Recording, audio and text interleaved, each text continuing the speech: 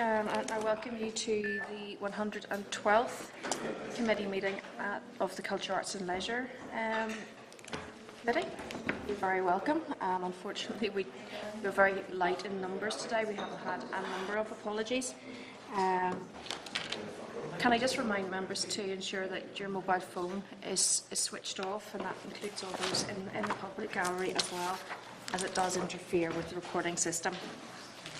I also remind members to declare any interest, financial or otherwise, as we move through this morning's business. I also remind you that the television cameras are now functional and will be broadcasting, although they won't be live. They will be on the archive later today. Also, with regards to your tablet, I'd like to switch the volume off on its function and F8. Apologies. We've received apologies from Mr McMullen, Mr Humphrey, Ms McKevitt, Mr Majimsey. And are there any other apologies at this moment? Mr Owen Kulatlis and Mr O'Horsey. Yes. Thank you very much. We haven't heard from Mr McRae. Moving then to draft minutes of the meeting of the 10th of April. You'll find those at page 5. Are members content that these are an accurate record? We don't have enough to agree, so we'll have to leave that and defer that till later. Hopefully we'll be able to agree those towards the end of the meeting when other members do arrive. Moving then to our first briefing, which is with regard to our committee inquiry into inclusion in the arts of working class communities, and this is a briefing from the Minister. I'll just refer you to Clark's memo and other related papers from page 9 onwards within your papers. Just welcome the following officials to the meeting. We have the Minister for Culture, Arts and Leisure, Carol McCann, and the Head of Arts from DCAL, Angela McAllister. You're both very welcome. Thank you. Good morning. Unfortunately, Minister, we don't have a quorum to make decisions, but we do have a quorum for to take evidence from you. So hopefully we'll have a full meeting, but okay. And further members will arrive throughout the briefing. So if you'd like to make your opening statement, and then we'll follow up with some questions. Okay, and as I said, thank you, Chair, and thank you, members and committee staff. And as I said to you outside, given the nature of the quorum today, and even in terms of the statement and the questions that will follow, if there's a need to come back or any further, I'm happy to do that. And, DCAL staff are happy to do that as well. So, thanking the committee for its inquiry into the inclusion in the arts of working class communities. The committee will be aware of DCAL's written evidence that was provided on the 12th of March of this year. And with the members' indulgence, I wish to expand on that today. I welcome the committee's interest in inclusion in the arts, as this is an issue of very real interest to me as Minister. Arts clearly contribute to the economy and to the environment, also to education and to health and well-being. And I've often said, and I firmly believe, without arts we'd have a dull and insipid society.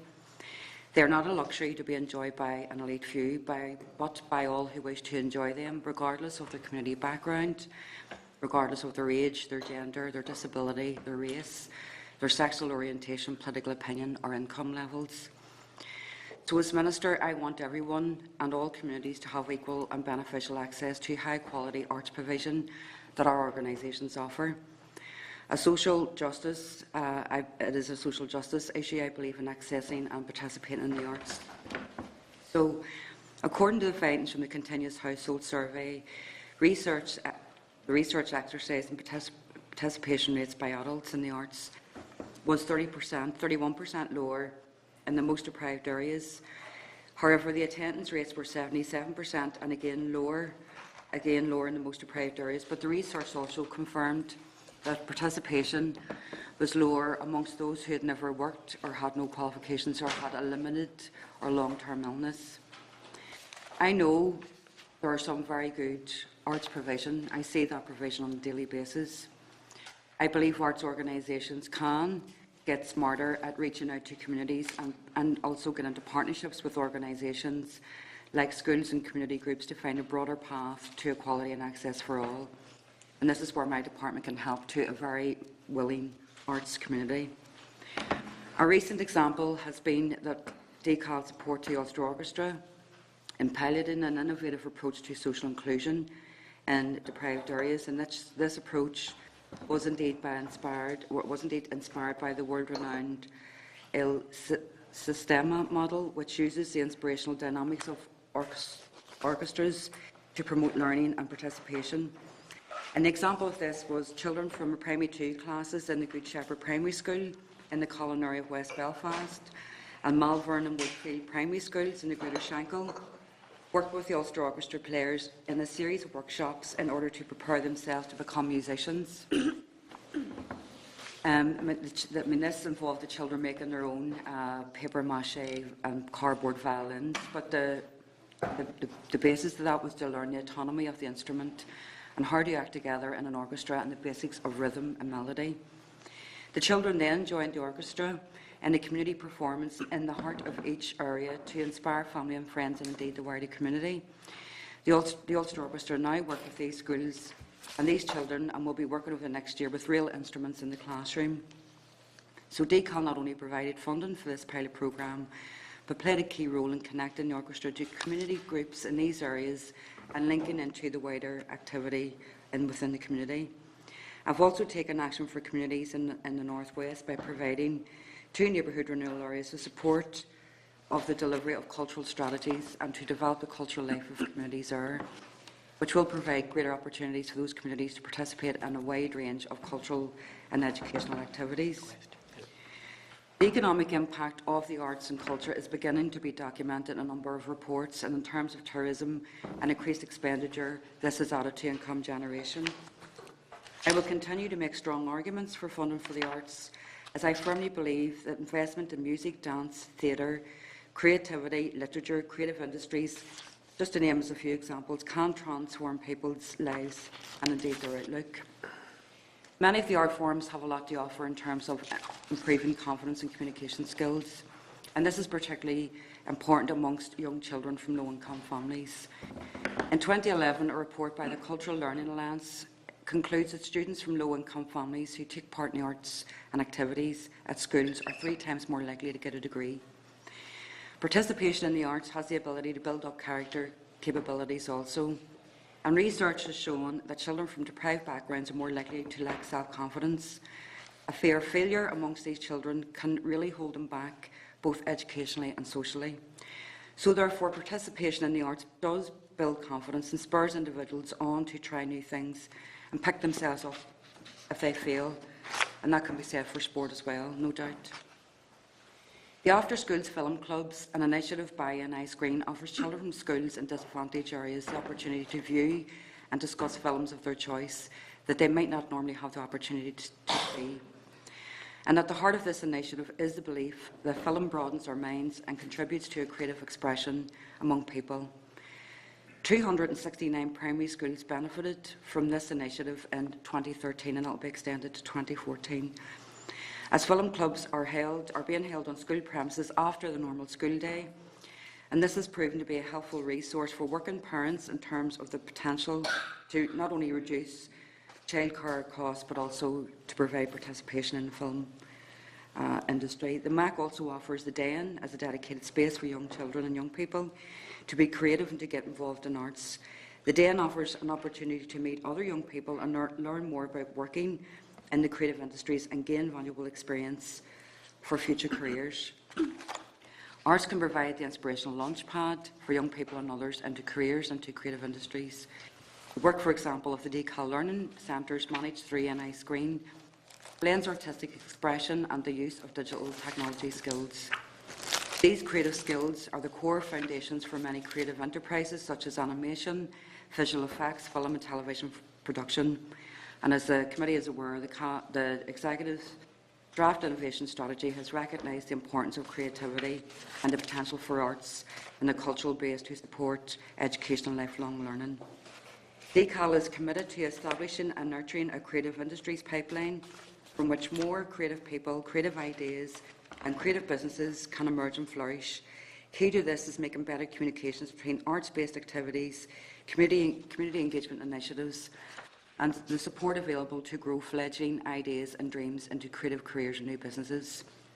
Links between, for example, music projects in local schools and communities, and careers and businesses support available through government programmes such as Generator NI, the Music Business Support Programme by DCAL, and also by Invest NI. So the role of arts and creative learning and supporting creative industries will be a key theme for a Creative Industries Conference that I'm holding on the 14th of May in the City of Derry. On the 11th of June, DCAL Learning Awards ceremony will take place to profile innovative approaches to education and lifelong learning being taken forward across the DCAL family. There has been, and to some extent there still exists, an attitude that high arts are not for everyone, and that they're for an intellectual and an economic elite. Now, this is a perception that some had in relation to Ulster Orchestra, and hopefully through the example that I've just mentioned, members will be able to ascertain that that's certainly changing. But people may also want to know that the orchestra also runs a number of initiatives to ensure that increased access to the arts for all members of the community, such as its Hear the Voice programme through the orchestra players, work with marginalised and excluded community groups. The Lyric has done excellent work and are really keen to outreach to communities. Its Super Saver initiative makes performance tickets available to community groups for just £5. DCAL's work is focused on the twin strands of equality and excellence, and these are spread across all of our work in arts and culture. I'm committed to harnessing the transformative powers of arts and culture to deliver on the cross-cutting priorities of promoting equality and tackling poverty. My department sponsored a Christmas pantomime ticket initiative and made free tickets available for shows in the Grand Opera House, the Mac, the Lyric over the 2013 festive period. The initiative was piloted across the Belfast area to individuals and community groups in socially deprived areas who wouldn't otherwise have had the opportunity to attend a pantomime. The event was highly successful, with 93% of attendees stating that if it wasn't for this initiative, they would have been unable to take their children to performances, mainly for financial reasons. So, arts, just to skip on, arts is also used as a way of outreach, and the other examples I want to use, and there are many which I don't have time, but other examples and participation in the arts can also be seen in the use of care homes in the community to help older people to cope with isolation and loneliness. One good example of this is the NI Screens Digital Film Archive outreach, and its outreach programme remains hugely popular, with 59 presentations delivered to almost 1,700 people between April 2013 and March of this year. Notable recent activity included a series of sessions in County Fermanagh as part of a project designed to tackle isolation amongst older people in rural communities. Arts has also been used in our hospitals, introducing a reassuring human dimension to clinical environments and local neighbourhoods, driving the many successful neighbourhood regeneration programmes, for example, the re-imaging programmes, that are enabling residents to rebuild their communities. Re-imaging programmes are an example which is at the heart of communities, again mostly working class areas, which seek to renew and reclaim public spaces that belong to the wider community as a whole. So this funding aims to encourage local communities to work creatively with artists in tackling issues and connecting the arts to areas not usually associated with them. More generally, the Arts Council's Public Arts Programme is designed to support the commissioning of new arts for public spaces throughout the North. A wide range of media and art forms are embraced as public art, and this includes painting, sculpture, photography, installation, video and new media, temporary works, crafts and applied arts, applications which involve community participation and associated activities which contribute to the growth of arts in the community and also reflect the diversity of our society and culture are particularly welcomed. And as I said earlier, we have, although time's not limited, there are loads of examples that I can give, and I have given a few here, such examples, but the other I want to also make mention of are not only the City of Culture, which we've covered extensively, but also the partnerships that were promoted and developed with the Cultural Programme for Workplace and Fire Games last year. I do appreciate that I've just given you only but a few examples, and there are many others, and it's not, without prejudice, it's not for people who maybe listen or read this, feel it because there wasn't mentioned that I don't value or appreciate it. And I do. But we have been and will continue to be aspirational in our approach. I believe there have been truly outstanding results that have yet and will emerge from smart, realistic and achievable targets. The passion and the energy that is required is there, and DCAL will continue to build on its excellence and its success in repositioning itself as a department who not only can support and partner and collaborate with others, but that we have an outcome through delivery, and that's what most people want. DCAL also delivers targeted public resources to those sectors and groups in our society facing the greatest pressures, and this is where culture and arts will come in. Culture, arts and leisure are important facets of sustainable economic growth, as well as vital levers for the promotion of equality and promotion of participation. There are many ways that the arts sector and cultural more generally can be used to achieve these aims, whether it's through job creation, the delivery of educational skills and initiatives and outreach work. So, without further delay, I thank again the committee for the ability to make a short presentation, and it's over to yourselves for questions. Thank you very much, and thank you for the detailed paper. Can I ask what you consider to be the barriers for inclusion? Well, my experience when I was growing up, I felt, if I'm being totally honest, and I'm from a working class area and I still live in a working class area, I think the barriers would have been financial reasons, and there's still financial barriers, but also psychological barriers, because I didn't live too far from great iconic buildings like a Grand Opera House and many others, and I didn't feel they were for me.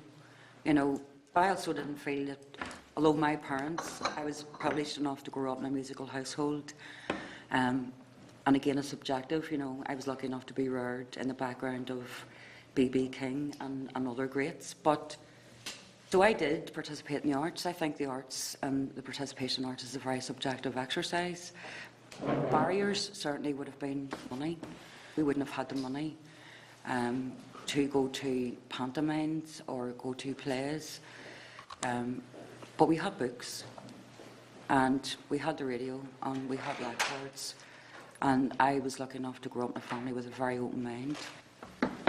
But the realistic position for many families, particularly from deprived areas, I would say a lot of it's financial, and some of it is still psychological. Okay.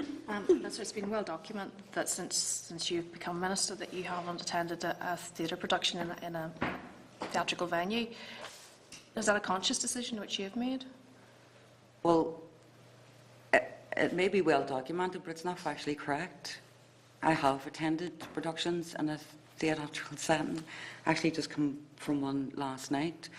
I've also attended productions in community-based plays. I've attended productions as part of a children's arts programme recently in the MAC.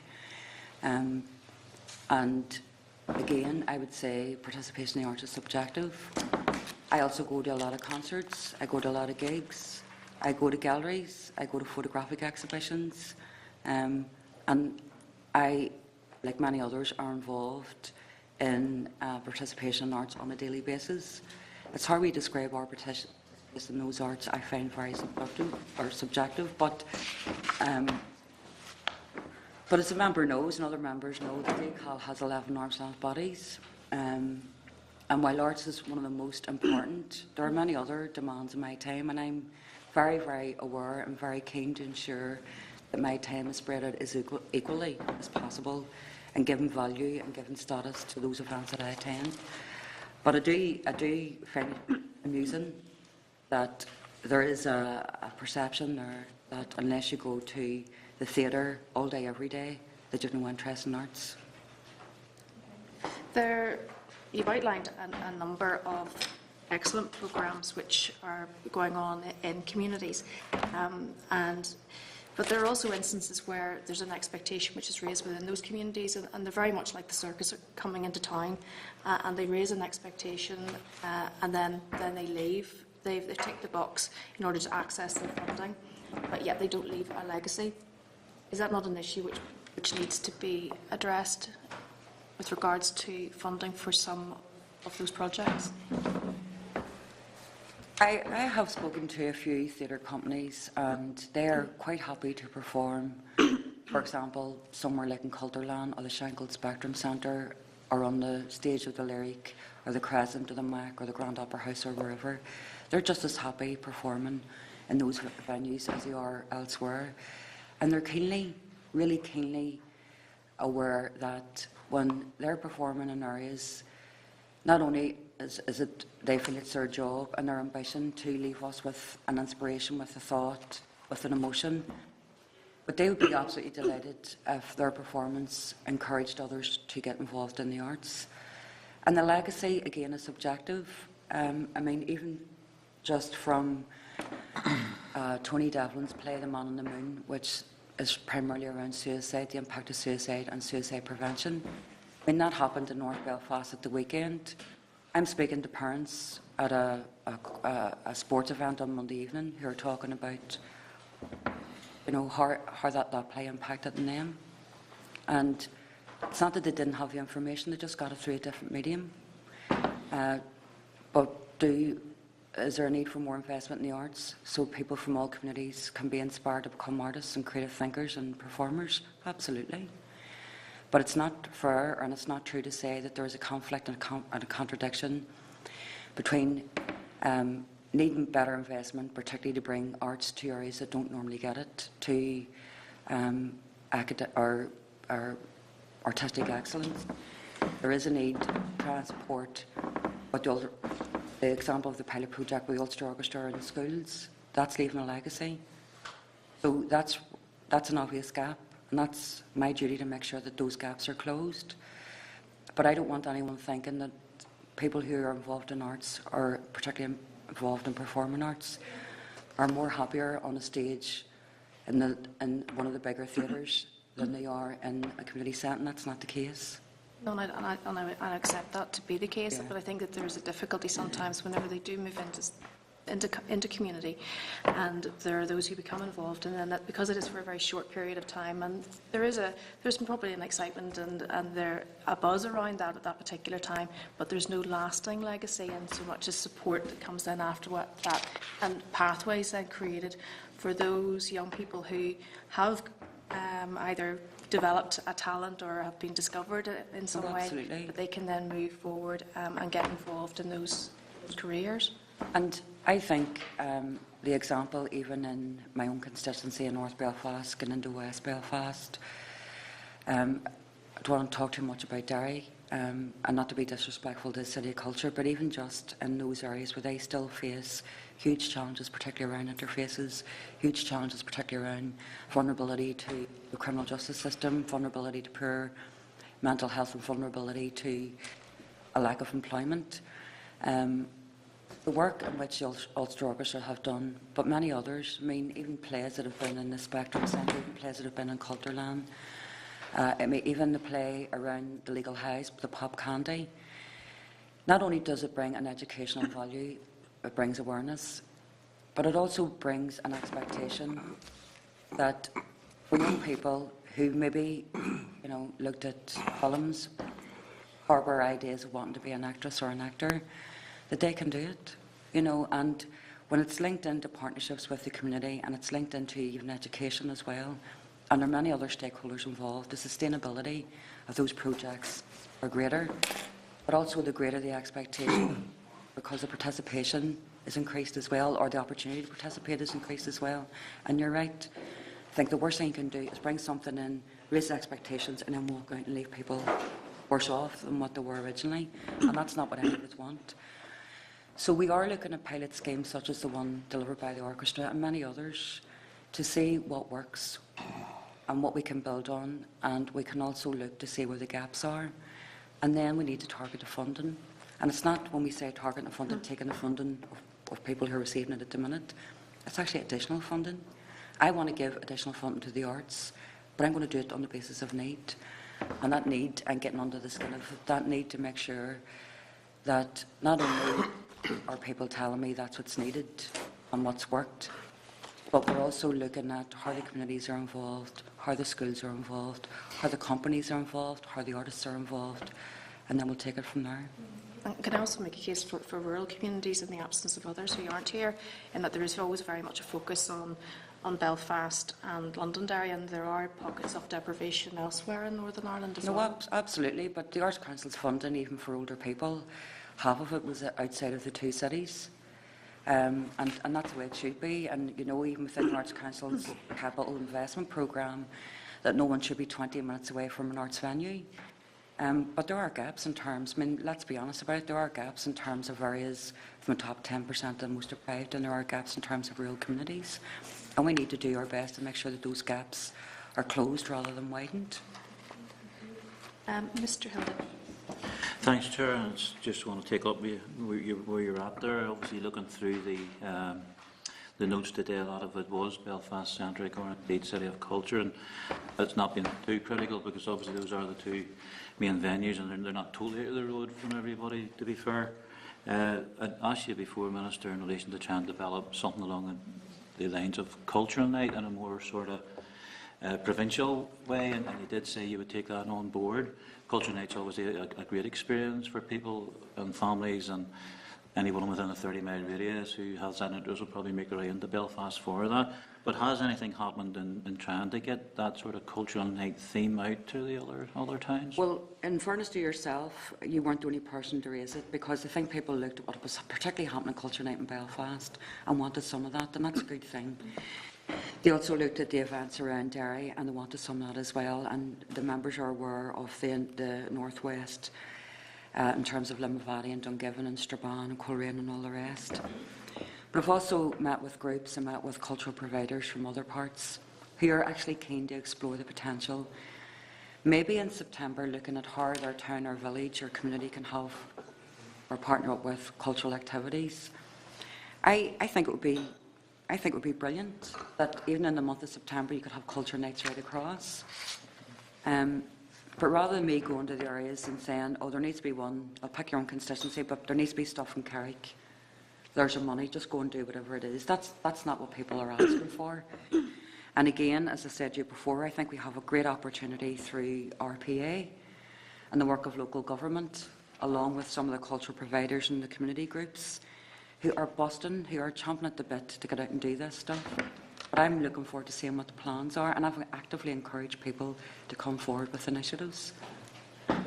One of the successes, I think, has been obviously the Community Festivals Fund as well, reaching out. Could that be worked in tandem, whereby there could be theme guidelines in relation to how that money is spent within? Well, the theme is community festivals, and it's really up to the applicants to define what they consider a festival. I think I'm really loath to get involved in what I prescribe to be a festival and cultural activity. I think that's a wrong road to go down. So it's loose enough and open enough for people to come forward with how they feel they could, you know, celebrate culture night or get involved in festivals.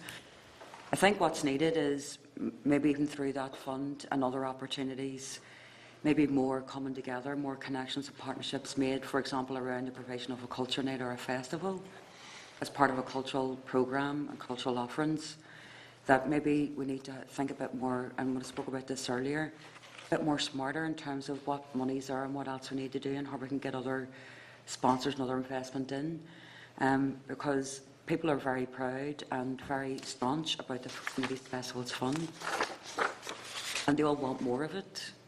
But what that more of it looks like has yet to be seen, and I'm keen to see what those plans may be. But we've great cultural programmers out there across the entire North who are willing and have been and willing to engage further with communities and with partnerships to try and develop further cultural activities. And on the back in Belfast, there was a scheme for free tickets in relation to communities as well, and there's even the committee's got work to do, because on our responses, obviously, again, it's very sort of Belfast-centric responses. But again, could that be expanded as a departmental issue, trying to get out and again to the more sort of provincial towns? By free tickets to some of the venues.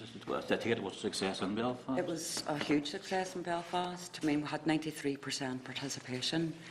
It was a huge success in Belfast, I've no doubt of that. I mean, the reason why I put the investment at the Back in Belfast campaign was really around some of the protests around flags. and it was actually putting people off coming into the city. And certainly the people who normally would not have availed from an opportunity to go to a pantomime around Christmas time, we needed to make sure that probably in the worst month of the year, when belts really get tightened, that they have the opportunity. And those people aren't exclusively, as I'm sure you're making the point, aren't based just in Belfast or Derry. But primarily the Back in Belfast campaign just wasn't about finance, it was about getting people into the city to spend money if they had money, but also to make sure the people who hadn't got money to spend still had the opportunity. So I am keen to have a look, but it needs to be based on, it has to be based on identified need. So part of the cultural offering that people may come together as a culture night may involve doing stuff around Christmas. Yeah.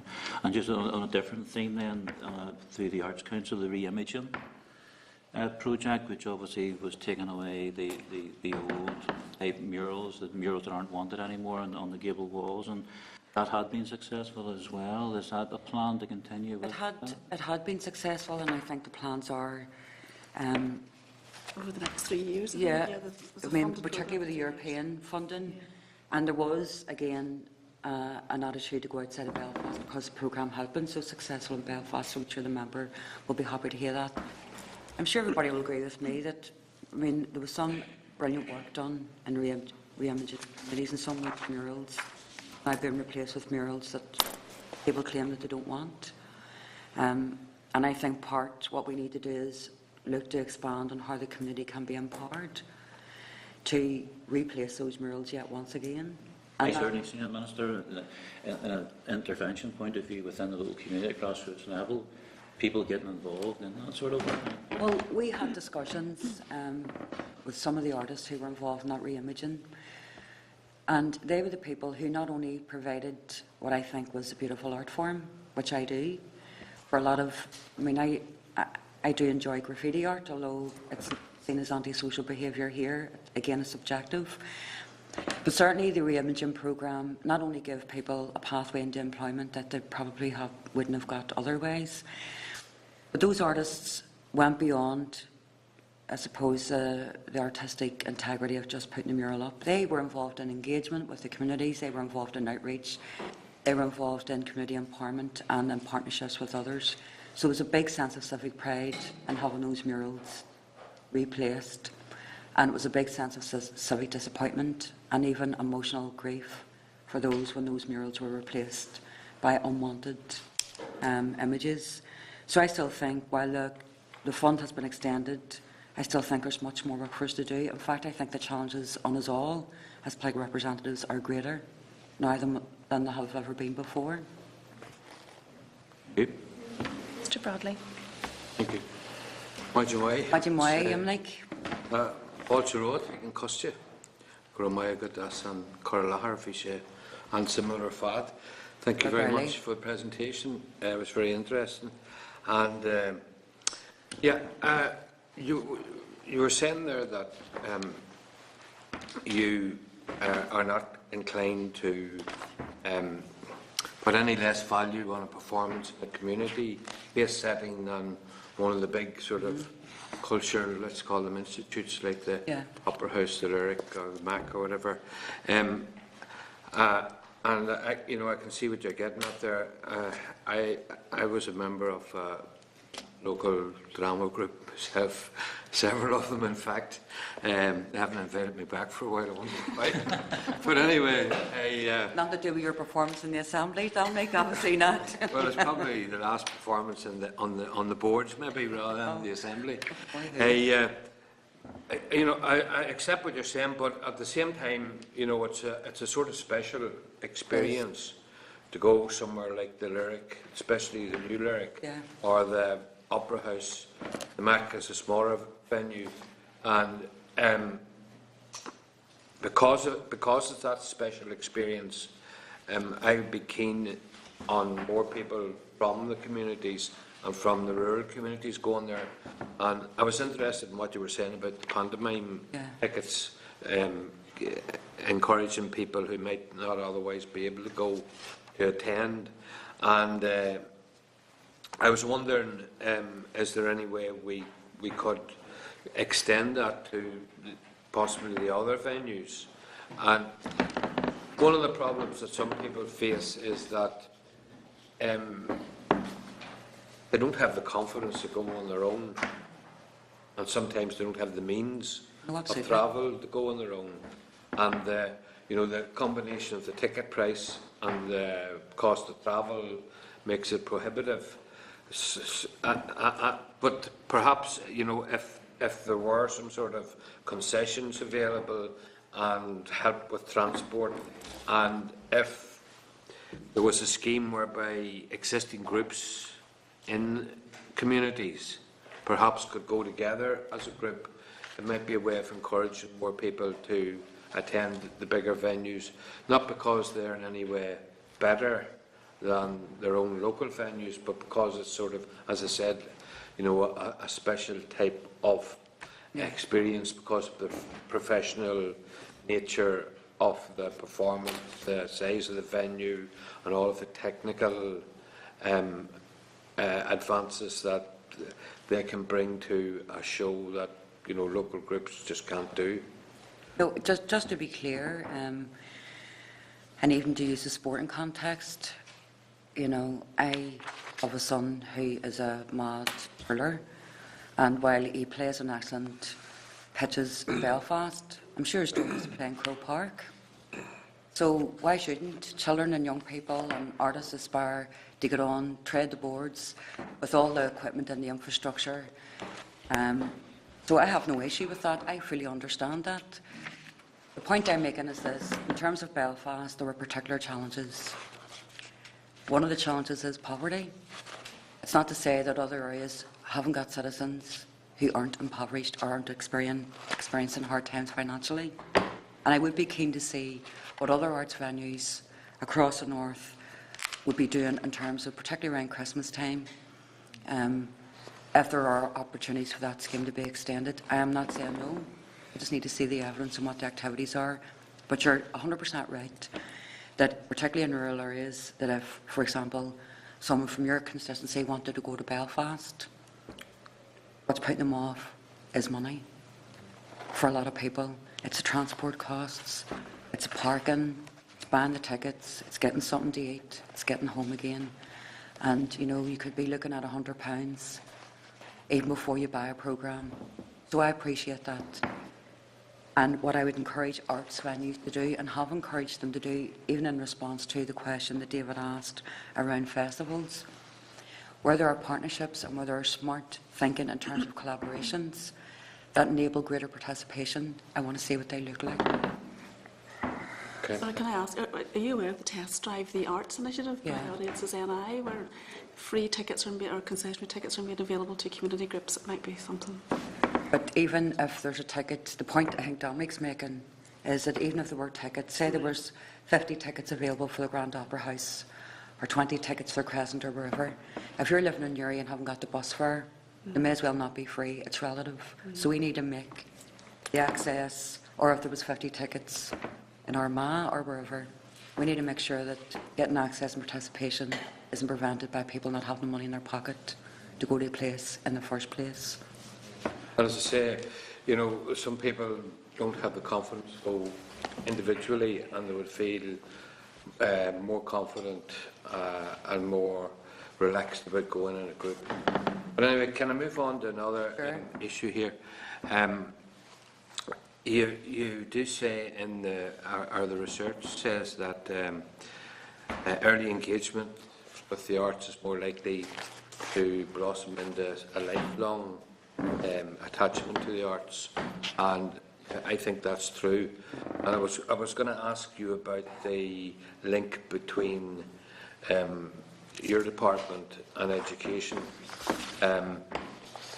I've seen some of the plays that you referred to earlier on. You mentioned the one on legal highs. Yeah. I've seen one on bullying and another one on litter performed in schools. And at one stage there was a touring group which was funded by the Arts Council. I don't know what when I was at school it was called Interact, but it's probably through another couple of names since then. I don't know if it's still in existence or not. There are a few, Dominic. Right. I mean, there are still some partnerships with the Department of Education and even the Department of Health. Right. I mean, even through the Extended Schools programme, through education, some of the schools have partnership or been into partnership with some of the theatre companies who, Yeah. because there is a value when children are involved in arts, particularly the performing arts, but even in terms of performing in music or dance, it is about building self-esteem, it's about building confidence. And when that happens, that does stand us all in good stead. There's no question of that. But even in terms of recently, the Replay Theatre Company, which was a production in partnership previously with the Department of Education, Department of Health, they particularly do work with children with disabilities and severe physical disabilities and special needs. And I had the privilege to go into a performance in Torbank to see the Replay Theatre and what they do, and it's absolutely exceptional, because you can see, while some of the children may have profound disabilities, there is an engagement, and there is a stimulation there through that engagement. And for the schools and even their parents and their carers, that has also helped and supported them as well. But even looking at the pop candy and the legal highs, and even looking at things like the bullying, and looking at the Man on the Moon play about suicide prevention and many others that we all could mention individually, I'm sure, they do have a value, because it's children and young people, and maybe people my age, not so young, who are involved in telling a story, and telling a story that some of the communities feel is very relevant to them. They may have personally experienced it, but that's going to touch a chord with them. Yeah. But in terms of the connections, they're examples of where we can make connections and sustain them. Not only will it provide, from an economic point of view, performance or work for the performers and the companies, but also has the added value of the impact of children and their life skills and their lifelong learning that I think we constantly need to keep investing in, because well-rounded children will be well-rounded adults. And I think it does start that engagement with the arts. Absolutely. At a young age, and it's good that that people can see actual performances in their own schools. Yeah. And they're more likely to become interested in it. I was asking you, I think it was on Monday or Tuesday past in the Assembly chamber, Tuesday, about the strategy for Irish and Ulster Scots. Will there be an arts strategy built into that? Because I know when some of the submissions you had comments about the arts. They're all built into it. I mean, the Ulster Scots Agency, Forest na Gaeilge, are working with a lot of groups who are involved in, should it be bands, performing, storytelling, oral history projects, music. So they're all there. And I was delighted with the responses back from the consultation, because I feel the consultation is more robust and richer for that feedback. And irrespective of the Irish language and Ulster Scots strategies, I don't think any organisation can say that they purely work on one theme or one sector. It may be their primary function, but all others have had a great opportunity to creep in and to become firm friends, for want of a better description. So arts aren't invisible in those strategies, and the power that both the Irish language and Ulster Scots have in not only maintaining and sustaining aspects of arts. Going back to the conversation we had moments ago, it'll help the children and the young people who are going through those sectors and availing of all the services and the facilities. It'll help them in terms of their lifelong learning and their life skills, and help them particularly in terms of their self-esteem and self-confidence. Will the arts aspect of the Irish language and Ulster Scots strategies, will that be bolted on to the Arts Council's work? Well, primarily it's around departments, so that's my responsibility. And indeed, I have seen even with the Arts Council, like for example, even going back to Bamford or even investing in health, that Arts Council and many others have been very, very good at responding to needs from the public. very, very good at responding, and I have no doubt that the Arts Council or museums or libraries or sports or any other of the DCAL family will not be slow in reacting to what the needs are, particularly when it's a government-led strategy. I was going to ask you about the importance of a first-class venue for the arts, and mention Newry, but I think I have raised that with you once or twice before. You have, and you've got it on record again, Dominic Mahu. I no doubt it's still something which is at the front of your mind, and Well, the big citizenship programme that the Grania were involved in Newry. yeah, sticky fingers. The sticky fingers, but not. I mean, they done that programme, which was an All Ireland programme with a lot of European money and some money from ourselves. But not only did they look at citizenship and access to the arts as something that we're all entitled to rather than being a luxury, but they also identified in order for people to feel valued as citizens, they need to have access to good public services, and within the good public services includes good arts venues. And she and others and yourself and even my own colleagues have raised the issue of goods access, particularly in terms of Newry. So it has been raised, it will continue to be raised. It's not a question of not wanting to do it, it is a question of public finance, but certainly those discussions will be developing, because even if it means getting into, as the members will be aware, even looking at budgets, getting into identifying needs and requirements for the next CSR, when you look at where the gaps are. And as I said, and I've said it again, and I'll say it again, those gaps need to be brought forward based on identified need.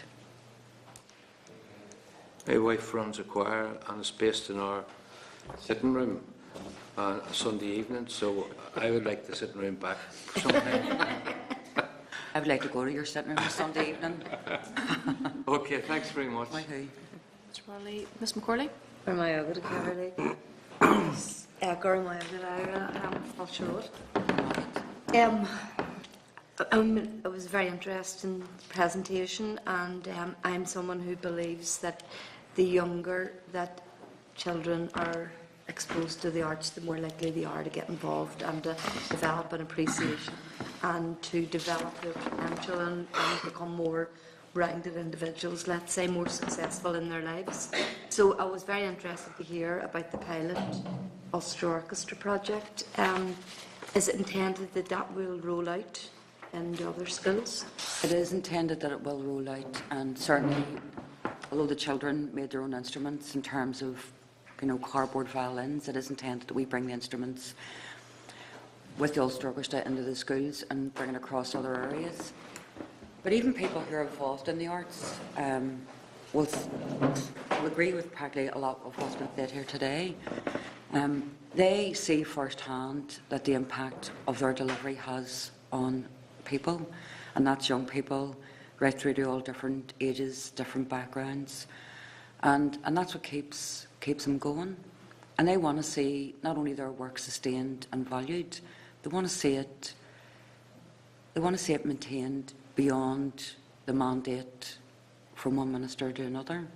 We need to see arts embedded within each of our comprehensive spending reviews on the same level as any other public facility. And bringing the arts to communities and bringing communities to the arts is something that we need to see more of, and not just as a pilot scheme, but as a way in which we all access the arts for a particular sector.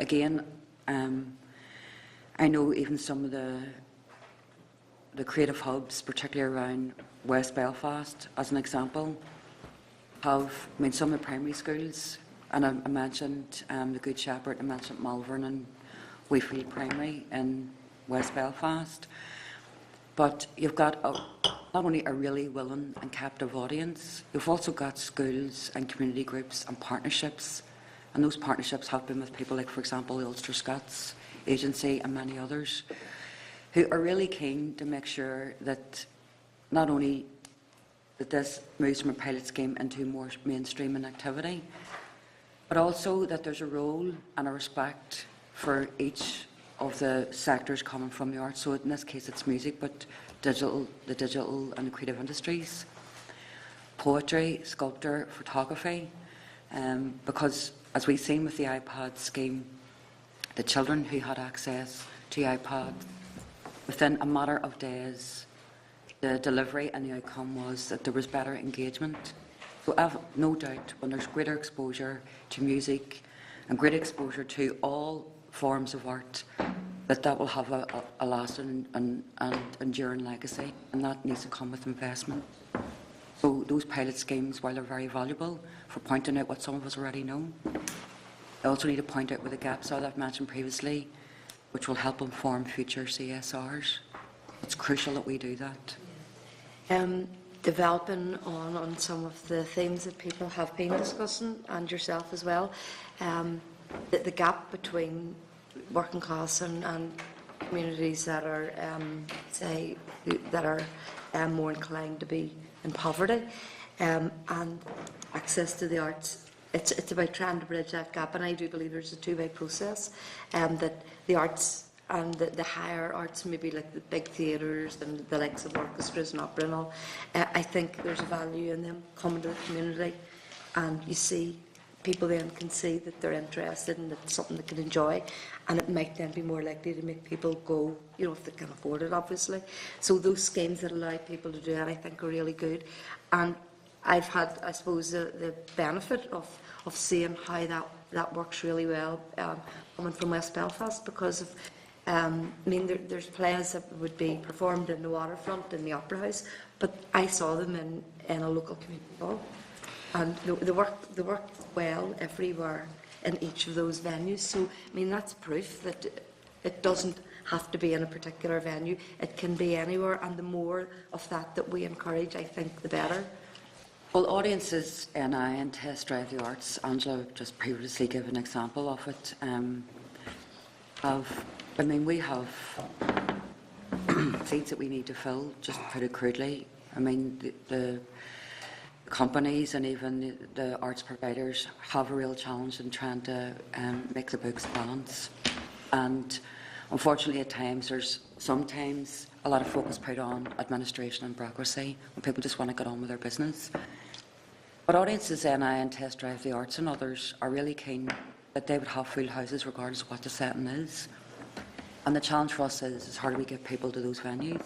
And that's where the partnerships sometimes with the community transport schemes, schools, sporting clubs, are looking at how do they get, for example, older people, and they've done this at Christmas, how they got their older people into Belfast City to feel if tickets are in the pantomime and back home again. And that was done, it was really good collaboration, and there's nothing to say that can't work. They're also good and competitive ticketing prices as well, and all the arts venues, like even the Lyric I mentioned earlier, Ulster Orchestra, all of them, fairness, all of them are really keen to try and look at concession or really competitive ticket prices that doesn't prevent people from availing. And that's within their own settings, but also bringing those plays and performances to the community. So at times you will have to make additional investment for that participation to be increased.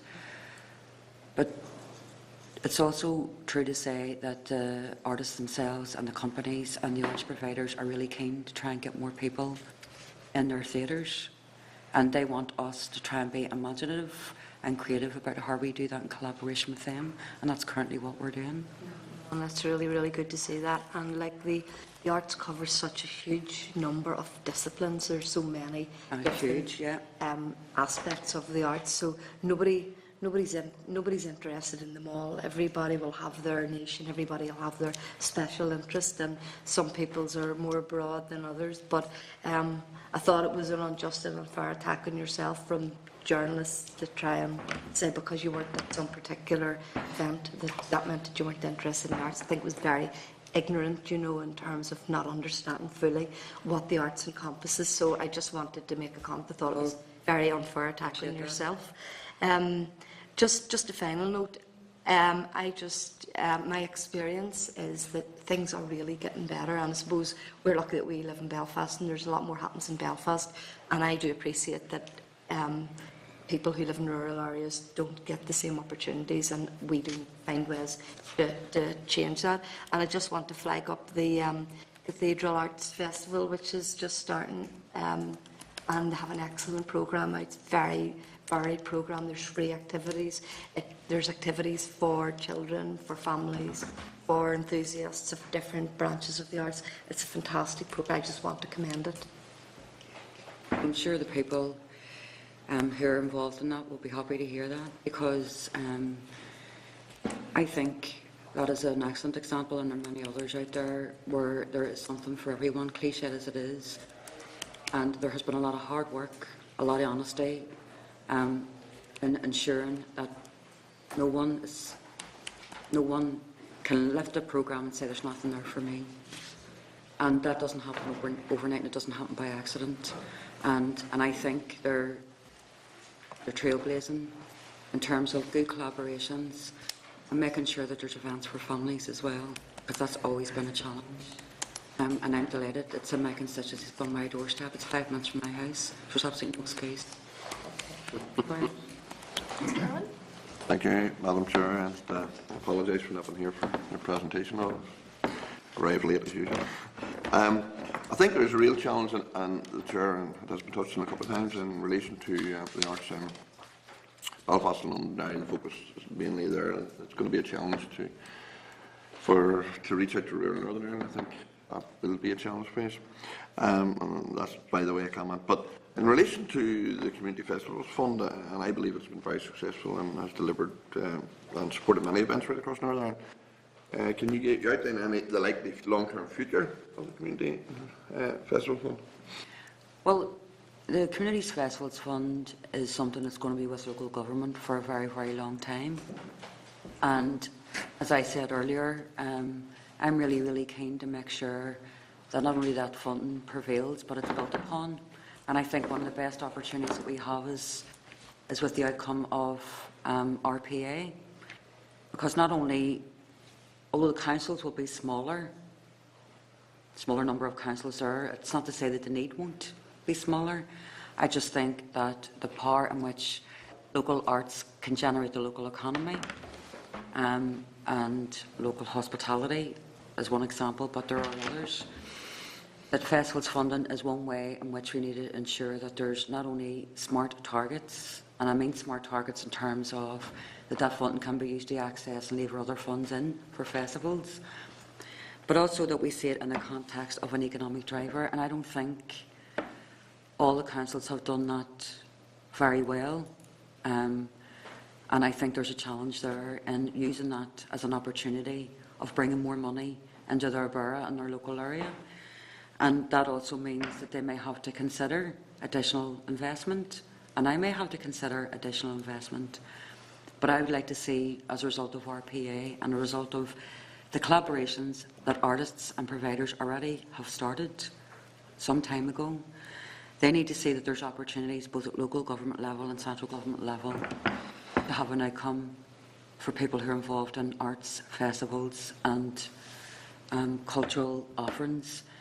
And I think the Festival Fund is one example where that needs to endure. Okay, I welcome that view from Minister. I think it's important. I think it has been very successful and can be built upon. Yeah. No, I absolutely agree. And when you do it with partnerships, not only do you give better sustainability for the here and now, but better long-term sustainability, which I think is the nervousness and the anxiety with a lot of councils, and it's also having an impact on future and forward planning for artists, for festivals, and indeed for the overall provision of festivals and culture in communities. Yeah.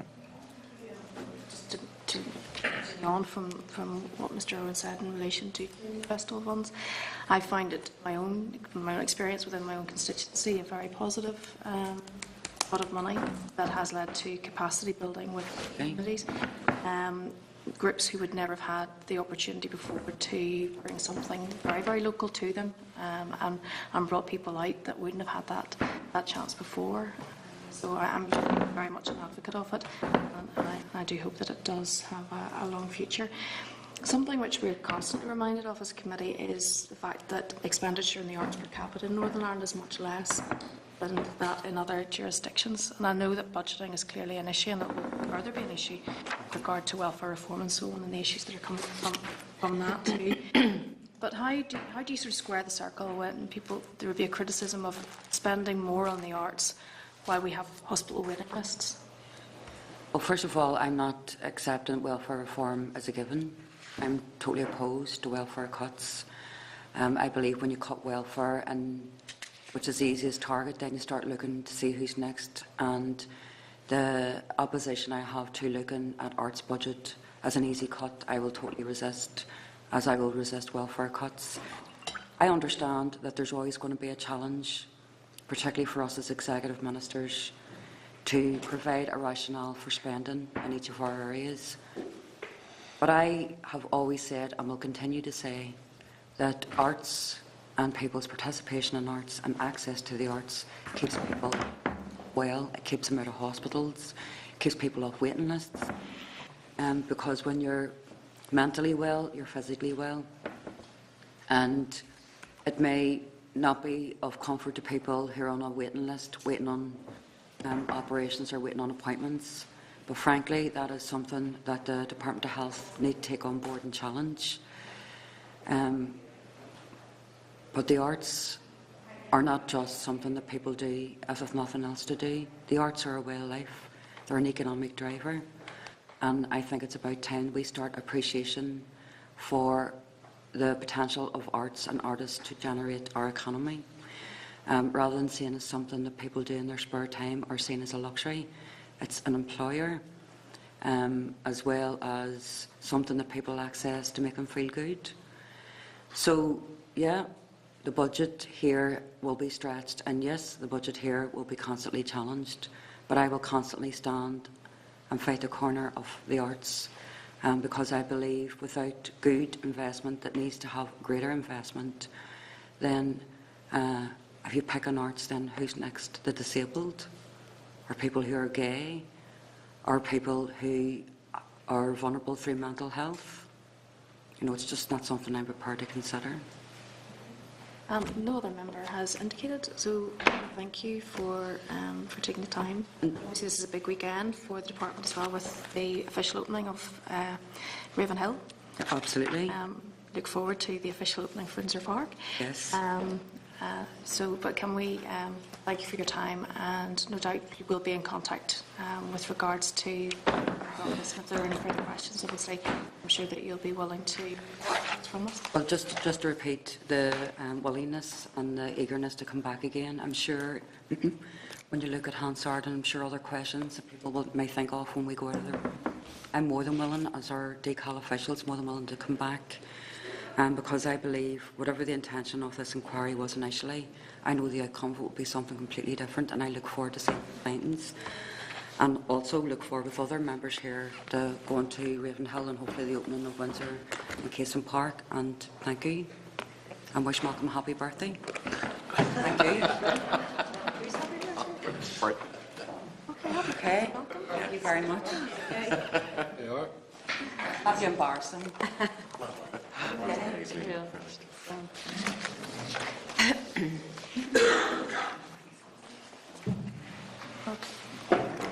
members, we weren't having decorum earlier in the meeting, so if we could just move back to the draft minutes of the meeting of the 10th of April at page 5. The members are content that they are an accurate record. Good. Otherwise, thank you very much. We're moving then to our next presentation for variance briefing from the Community Arts Partnership. Again, I'll refer you to the clerk's memo, including the terms of reference, page 80, and the papers follow from there. And if we can welcome Conor Shields, who's Chief Executive of the Community Arts Partnership, and Joe McVeigh, the Director and Chairperson of the Partnership. Gentlemen, you're both very welcome. And You were here for the Minister's presentation as well, so perhaps you may want to reflect during your statement or in answer to questions, perhaps what you've heard from her as well. But if you'd like to make your statement, and then we'll follow up with some questions. Okay, Chair, thank you very much, and thanks for the members for the opportunity to come along this morning. My name is Joe McVeigh, and I'm currently the Chair of the Community Arts Partnership, and with me is our Chief Executive, Conor Shields. What we'd like to do, Chair, very briefly, is to offer you a quick overview of who we are and what we do and why we do it. Also to offer a very quick summary highlighting the key points of our submission, which, as members will be aware, was fairly comprehensive and fairly detailed. And also, as part of that, maybe to offer some practical suggestions and recommendations. As it is an inquiry, I think it's important that we look at practical actions that may be helpful and, more importantly, lead into questions and discussions. Chair. The Community Arts Partnership was established in 2011, and it was formed through the merger of New Belfast Community Arts and also the Community Arts Foundation. Both organisations would be known to members as probably the two of the leading organisations in community arts over many years. We're primarily an arts organisation. Our work is around the promotion and delivery of community arts practice to effect positive change, and to pick up on what the Minister was saying and other members around this table is about change and positive change in individuals, in communities and in society. We do this through a whole range of activities, from policy, research, advocacy, and I think very importantly, given what we've heard already about programme delivery in communities and with and through communities across the whole of Northern Ireland. I think also significantly our work is free, and it's free at point of delivery and where communities are at. Last year, in this financial year, we worked with 5,000 participants in community arts, 78 community organisations across Northern Ireland. We worked in 34 schools, and we offered assistance through information to 6,000 other individuals. And last year alone, we had 500,000 hits on our website, and I think that shows some of the level of demand and interest in community arts across Northern Ireland. The type of projects we do and type of work we do, again, as the member to my right said, around the whole range of arts activity, whether that's visual arts, carnival arts, poetry in motion in schools, which will be known to many members around the table, side by side working with marginalised individuals and communities. The intercultural programme, intergenerational programme, we do trash fashion, which is looking at eco-fashion through recycled materials, and also working in multimedia. I think the key to our work is, and I think it's very relevant to this inquiry, is about recognising the barriers to participation, what those barriers are, and how, with support and resources, you can overcome and try and do something about those barriers. I think significantly for this inquiry as well is just to recognise the level of demand and interest in arts in the community. Probably, like most organisations, we would argue we could do an awful lot more. I know on the figures from last year, we could run 4 times the amount of programmes we do with additional resources. And again, we wouldn't be alone in that. I think it's about what those resources are and how they're targeted effectively to those organisations on frontline delivery. So, Chair, our work, as I say, it's around community arts. It's about investing in communities. It's about supporting communities. And I think, to pick up your earlier comment, Chair, it's about making sure there is a legacy and you're not simply appearing as a circus and moving on. It's about being embedded and supporting work within the community. Our interest is around marginalised communities. It's about building participation. So, Chair, I would maybe just hand over to Conor to say a few words about our submission, with your permission. All right. Good morning. It's a great opportunity for us to promote the work and advocate for the work of community arts, not just for our organisation, but the practice itself. And I think we've tried to frame that within the submission that we gave. We see ourselves very much as being part of, I've heard the term family this morning in terms of the DCAF family. We would see ourselves as being part of the mosaic of the creative arts right across Northern Ireland. Typically, we don't use the term working class because we see that there are so many other barriers and challenges and difficulties that one has in one's everyday life. And so we actually have preferred to use the term marginalised through a whole range of different and very material demands.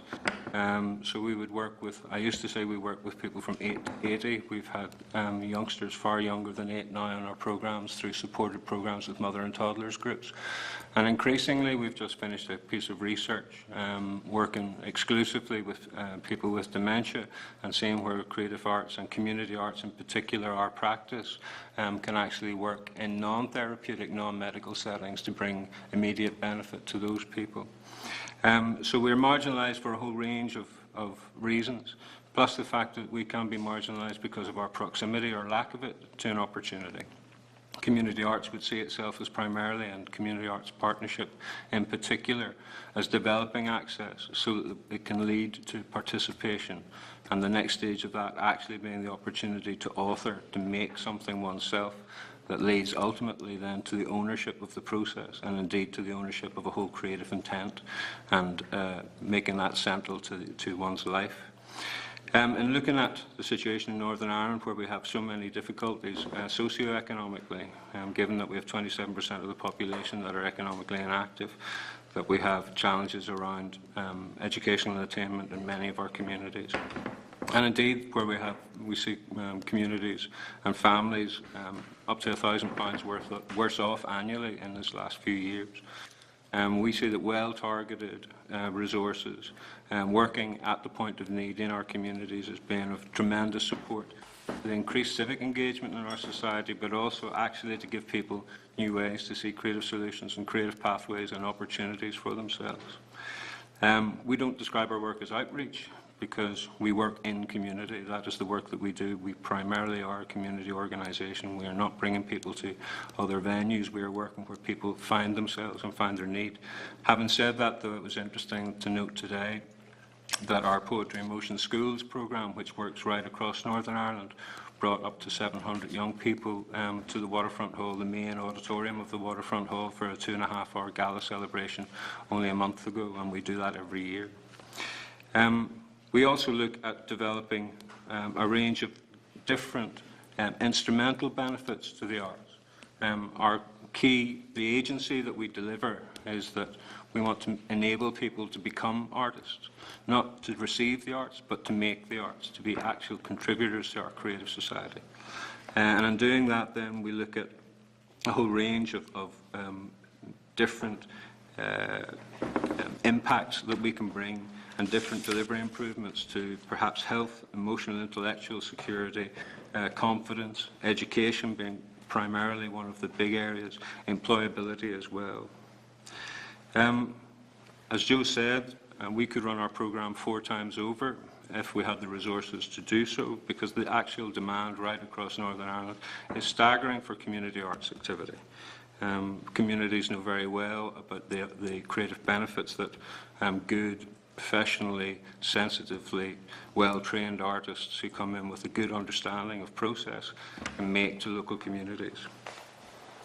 As Joe's also said, that we offer all our work at no cost at the point of contact. We do this by being supported quite generously by the Arts Council of Northern Ireland in particular as our primary funder, but also through various other funders, including Belfast City Council. And because of that, we have a relationship with council areas just in Belfast, and we also then have about 1/3 of our programming, and indeed up to half of our programming external to Belfast as well. We dedicate all our work to supporting the transformative power of the arts and to making everybody see themselves as creative beings, and that gives them a chance to become creative actors in their own lives. And we would have a range of recommendations that we would see would be most beneficial to the development of community arts in particular, but also the greater ecology of the arts across Northern Ireland. Obviously, we have said that we could, if we had further resource, we could run our programme many times over, such is the demand. So an increase in resources from the current levels of 9% in terms of revenue funding and anything between 19 and 22% that the Arts Council comment on in terms of lottery funding would be very appreciated. I think there's a way to enable capacity out there as well. So if we streamline some of the community organisations' approaches to actually attaining good creative opportunities and funding would be helpful as well. We would be keen to consult and develop new mechanisms to support short-term work in a range of different settings, perhaps in a post-RPA world, perhaps with a range of different organisations, because partnership building and collaboration is key to our practice as well. I think we also would be keen to see targets for business support for community arts organisations, so that increasingly the demands on the capacity of small organisations to make application, to make tenders, to actually develop process, we find that that can be a barrier as well. I would also urge that there is more interdepartmental engagement with an organisation like ourselves, so that we can actually show the mutual benefit and opportunity beyond the DECAL family, but into other departments, and so we can have some cross-cutting initiative. I would also say that there's an opportunity to develop and support a dedicated community arts research and development centre with a full suite of on-site art production and performance facilities. And I know that that would incur some capital expenditure, and I understand the political and economic climate that we operate in. However, if we are going to support the legacy and the development beyond a short-term project in a community, and actually see ways to progress and pathways to really develop and really embed process, I think a dedicated community arts centre solely dedicated 100% towards community practice would be very necessary. And indeed, in 2006, we had an economic appraisal of such work, and that didn't come through in the Belfast Legacy projects that created the Lyric and the MAC and so on. We also would look to see if there were ways to develop a long-term, maybe 6 months plus, community arts live and work residencies in our local communities. Many would see this as actually being a touchstone to further development, and it's been very successful as a European model elsewhere. We would also encourage and would hope to facilitate new councils to recognise and develop community arts policies and strategies, and indeed enable them with some of the facilitation and best practice development that would increase civic engagement locally. We would also like to assist community stakeholders such as community leaders, artists, activists, participants to take perhaps study visits elsewhere to see how the richness and how the connectedness of local community arts practice can actually feed into the greater mosaic of the arts ecology in various areas. And we also would say that the narrow focus on multiple deprivation is in itself somewhat of a barrier when one looks at the rural community, because one can live in an area where one is materially very impoverished, but due to the demographics, one maybe is lost because of that. And at the present, we are working through through funding from the Building Change Trust with Rural Community Network to develop a piece of research around the gaps and the obstacles and the opportunities there are for community arts practice in rural areas. Thank you, Conor. Thank you, Chair. Thank you, first of all, for your patience and your attention. But we'd be very keen to maybe take any questions or discussions that you feel appropriate. Thank you. Thank you very much. Mr. Hilditch. Thanks, Chair. Just a very basic question. When you heard the inquiry was taking place and you were seeking your participation, what was your thoughts on that? It was needed, it was overdue, it was just another inquiry. How did you feel about the... I think, through the Chair, I think as an organisation we were very keen to hear that there was such an inquiry, and I think as we've tried to emphasise, Mr Hilditch, our emphasis on trying to break down barriers to participation. I think our only concern is the term working class communities might be seen in a very narrow way, and therefore the other barriers to participation in a sense may not be taken fully on board, but we felt that the underlying sentiment behind it, as we understand, very much fits in with our ethos as an organisation. Is that fair, Conor? Absolutely. I have the very great privilege of running a community arts partnership, and I know we've been on various study visits, or one maybe to Stockholm some years ago, looking at community practice there. My organisation dedicates itself to every opportunity to talk about the great benefit the community arts can bring to communities. So any opportunity to sit in a panel like this, or indeed in local community centres, in town halls, I've addressed. Last week I was talking to culture managers from right across Europe in Belfast City Council, so every opportunity to advocate for the transformative power of the arts is to be welcomed. Okay, thank you. On your paper on point 26, you indicate the level of funding given to the Arts Council and how that's dispersed and maybe doesn't get down into some of the communities that it should do. Could you further develop that point just a bit? 26. Yes, on the bottom of page 8. Yeah.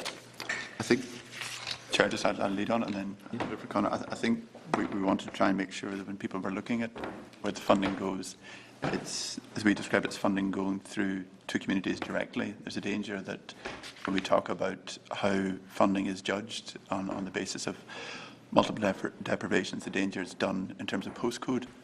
Sometimes the postcode of organisations that may be in receipt of funding can be slightly misleading when we look at over the overall figure. I would say really only to amplify that there's a concentration of funding through postcode because of some very large institutions. So it's perhaps not the best way to actually talk about the participation value or the felt value of that funding. Okay. And on point 32, you're indicating that 50% of CAP participants are participating in an art form project for the first time. Obviously, there a lot of people then aren't returning. Is that correct? Would that be fair to say that? Is it because of the barriers at that stage? Is that reasons, or because if you 50% on each project were new to arts, you would see quite a swathe of people moving towards arts? Mm-hmm. Mm-hmm. If we had the capacity to take half of our programme and then reprogram that half next year and build again, we would do so. But it also says that we have an additional 50% of application every year, so that we're finding that there are new populations looking for the work. It's only in the last 3 years that we've been a fully regional organisation as well.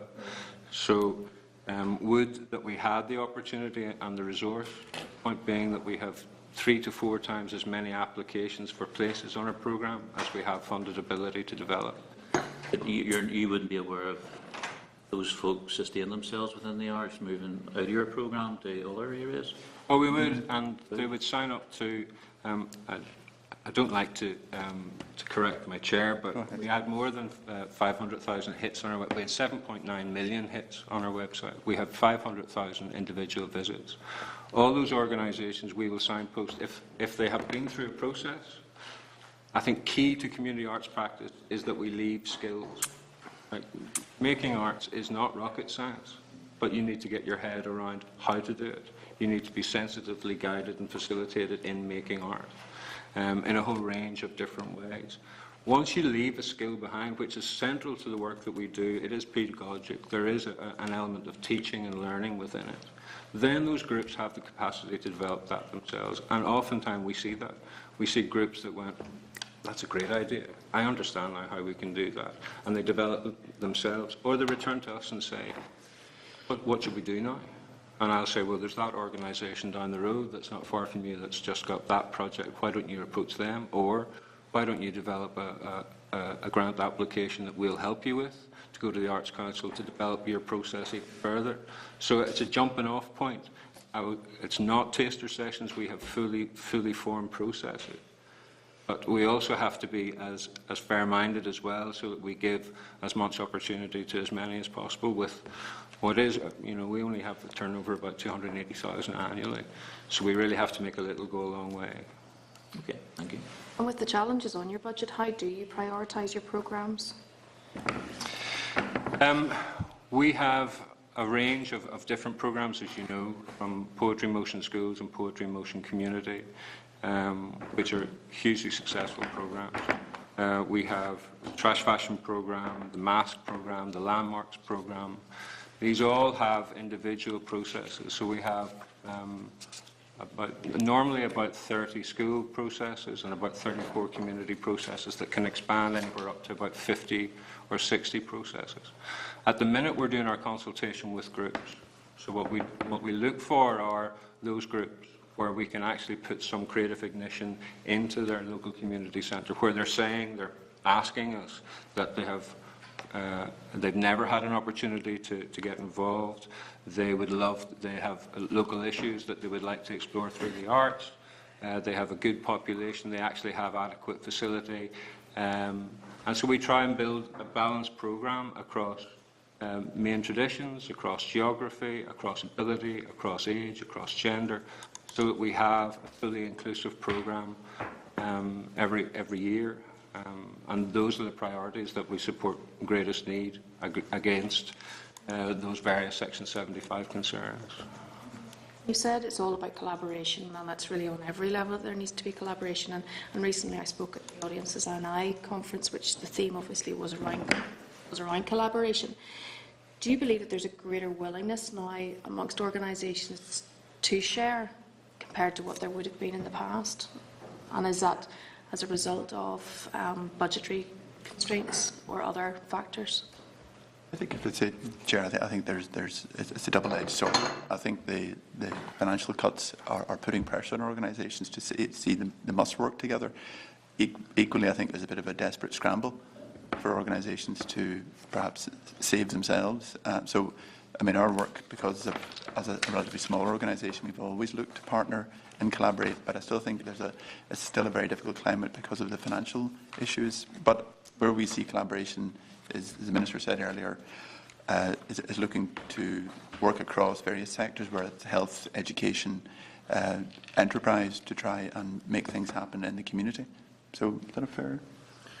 Absolutely, and I think it's key to our organisation as an advocate organisation to see ourselves as part of the widest understanding of the arts. So we collaborate with, for example, when we challenged the Arts Council process around their annual application, their annual funding programme some years ago, we had over 2/3 of the funded clients of the Arts Council as part of our facilitated process in terms of trying to develop new ways to make application.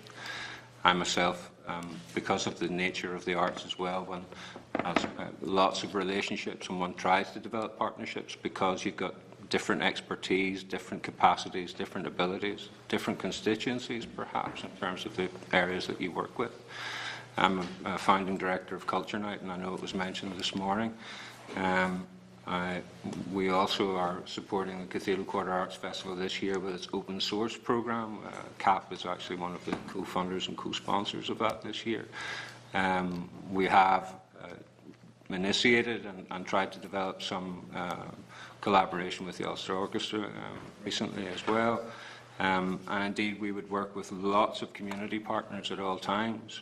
So I think key, it's in the name of our organisation. We make partnership, and we would see the organisations that we're working with on the ground, the local community organisations, the local community groups, the schools, as also being partners in the process as well. So we try to develop that at all stages of the work that we do. Obviously, building relationships with other departments would mean another source of funding then coming into the arts, which is perhaps absent at the moment. But are you leading on any particular projects with a view to bidding to health or any other department at the moment? The art and the rural work? Well, our rural work will very much be looking at having conversations with ARD and DSD around the areas of development there. And that work is ongoing at present. We also have been approached by a range of different councils to look at community planning through creative process in terms of the shadow year with RPA, with local government reform. And we're very keen to enable local councils to look at different ways to plan and have creative solutions, and also maintain the good work that is going on creatively locally. We also then, with the piece of research that we've just done on dementia, we will definitely be approaching a range of different agencies and indeed trusts and foundations to see if there are different ways, non-medical ways, non-therapeutic intervention that can be made through community arts practice that actually then gives far greater opportunity for our older people, and particularly those most vulnerable. Ms McCorley? Thanks very much for the presentation. Can I ask you, what do you see as the main barriers that prevent people from participating in the arts? I think to pick up on that, I think some of the comments the Minister made, we would agree with very strongly. I think that around economic barriers, I think there's social barriers, I think there's community barriers. There's also perhaps the people's perception that arts, as they're sometimes described, aren't for them, and therefore it stops them taking part in it. So I think there's a whole range of barriers, which is why in our presentation we tried to suggest there's no one simple definition or no one simple solution either. So if you recognise there's a range of barriers, you have to suggest and put forward a range of approaches to try and tackle those. But clearly at the moment I think the economic barriers and poverty is a major barrier. Conor? I would say definitely that would be one of the main difficulties in terms of receiving the arts. But I think there is also a barrier which we try to overcome in community arts practice, which is actually, where people say baldly, no, I can't draw, or I can't paint, or I can't sing, or I'm not artistic. In fact, nobody I know is, our family isn't. When in fact, they all are. We all can draw from our imaginations. Picasso said that he wanted to paint like a child. Everything they had learnt he wanted to unlearn. But the barrier to our participation and our creativity a lot of the time are some of the bad habits that we've learnt, or that we've received those messages and we've taken them on board, that we're not creative. When in fact the processes that we develop make people recognise that they have creative power, that they actually can enjoy making things from nothing, that they can own that whole process and take great joy and great pride at making something and contributing to something. So I think that there's a philosophical barrier there almost, that community arts works very hard and very successfully in overcoming. You should see some of the responses that we get from the feedback, the evaluations that we do. I've had people in their 70s in old folks' homes who perhaps have never really had an opportunity to be creative, saying that this changed their life. If you can change somebody's life at that age, imagine the impact that you can have at various other levels, at various other points. We have young people saying that this was the most fantastic process that they ever had, the first time that they've made an animation. So they recognise the thing that they watch every evening when they come home from school, they can make exactly the same thing. In a 15-hour process, they can make a film where they can actually depict themselves, their lives, their streets. So the barrier is the barrier in our imagination a lot of the time, as well as the very serious barriers that we have socio and economically. I mean, what I was going to ask you about, and you've probably answered it, I mean, do you have many inspirational moments where you see people's lives transformed by what you do? I have constantly. It's a great pleasure to see it. I know that I'd mentioned earlier about Poetry Motion Schools, and you had said earlier on about developing creativity very young. Poetry Motion Schools works, it brings a poet, a proper producing poet, into the school's environment for 6 hours of workshop time where they have direct contact with young people.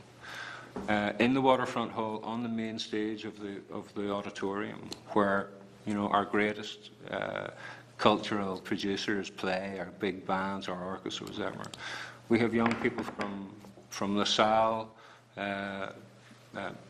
performing their own poetry without stumbling, owning that space to an assembled audience of their peers who have come from the west of Derry, from the southwest of Fermanagh, from Newry and Mourne, from wherever. And it's an incredible moment because the respect that they show and the recognition that they're all part of that same process. We recently had an artistic assessment from the Arts Council as well, which actually said, I'll paraphrase it, but in 20 years they'd never seen a better process. And that was because of the direct, the joy, the communication from the group as well, saying that this was a life-changing experience. And this is done with the sensitive, good facilitation of artists, well-trained artists, appropriate artists, but highly skilled professionals. Very much. Thank you very much. Mr. Allen. Thank you, Madam Chair. What, in your opinion, is lacking in Northern Ireland arts infrastructure that would encourage participation in the arts in marginalised communities? Well, I think we lack adequate resource to support the demand that my organisation feels is there and is constantly told is there. I think that the headline of the less than £7 per capita spend in comparison with a lot of our near neighbours actually gives us a sense that we don't have the resource capacity, the funded capacity. And because of that, we run the risk of not necessarily having the artistic capacity, because people will seek, artists will seek employment elsewhere, they will seek opportunity elsewhere. Every organisation I know, and I know a great many, are all stretched. They are all working to absolute capacity and beyond to develop as many opportunities as possible.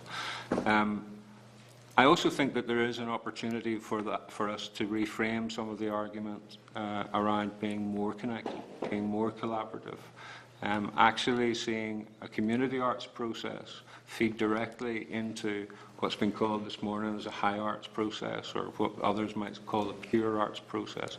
But I think actually the key to it is to lining up adequate resource so that one can actually develop a whole suite of opportunity and see proper progressions.